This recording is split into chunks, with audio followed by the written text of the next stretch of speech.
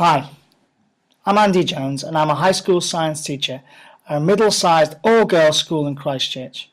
For this report, I'd like to take a look at the idea of scientific literacy and its role in 21st century learning, particularly with my Year 9 science class. So why choose scientific literacy? Well, we can see from this quote from Dr. Neil Tyson that scientific literacy is one of the keys to being able to be a future-focused society. Generally, there are 3 points that people make about scientific literacy. One, that scientific literacy has an economic view and that a nation's wealth can depend upon competing successfully in international markets and needs a scientifically literate populace to do that. The second is aligned to this and suggests that higher levels of literacy among the population translate to greater support for the concept of science itself. And the third is that science itself will benefit from promoting greater scientific literacy because it will increase people's expectations of what science can actually achieve. On a micro level, it suggests that individuals with an improved understanding of science and technology will be advantageous in the decisions that they can make about things like diet, smoking, vaccination, or screening programs. And we've seen this evidenced in the kind of anti-vaxxer movement that we've got happening in places like the United States where scientific literacy is really poor. So is this an issue for New Zealand education? If we look at the recent PISA data, from 2006 onwards, New Zealand always scored highly in terms of science. But we can see in the 2012 data that our lead in literacy and science is actually being dropped down and we're coming closer to the OECD average. Particular concern about this is that New Zealand students generally perform well on identifying scientific issues and identifying scientific evidence, but less strongly on explaining scientific phenomena.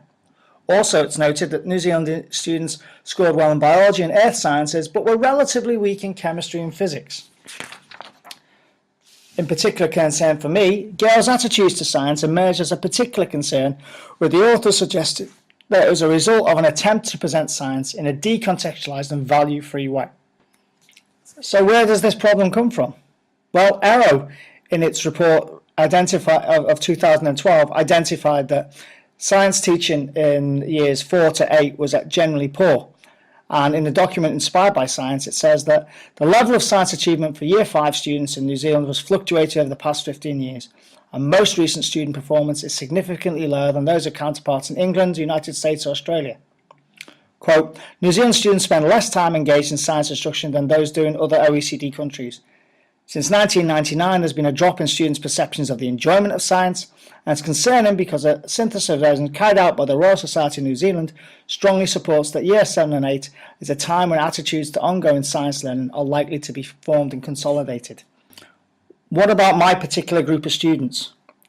Well, if I have a look at the e-ASTL data and the current levels of reading and writing from the head of department in English, we can find some interesting things. We can see that most of the girls are operating at a curriculum point or two below where they should be. And we can also see that they're particularly not good at defining when a piece of writing is for a particular audience. In addition to these, this group of girls are digital learners. This is my Bring Your BYOD class. And so they learn very differently. If we look at the work of Prensky and Crockett and Jukes, we can find in their book, Understanding Digital Generation, the idea that 21st century learners access media digitally and that they even read it very differently. From simple data such as eye scans, we see that when they scan pages in a completely different way to us and often miss whole chunks of information because they do an F-plan scan. So we've talked about literacy and we've talked about them being digital learners very briefly. Why is this important? Well, in the document 21st Century Learning, we talk about one of the key skills is to be a skilled communicator. And to be a skilled communicator, you need basic literacy skills. It's identified by Bergholt and al. That digital age literacy composes basic, scientific, economic and technological literacies, visual and information literacies, and multicultural literacy. And so it is my aim to try and look at ways in which we can improve this with this class. Thank you.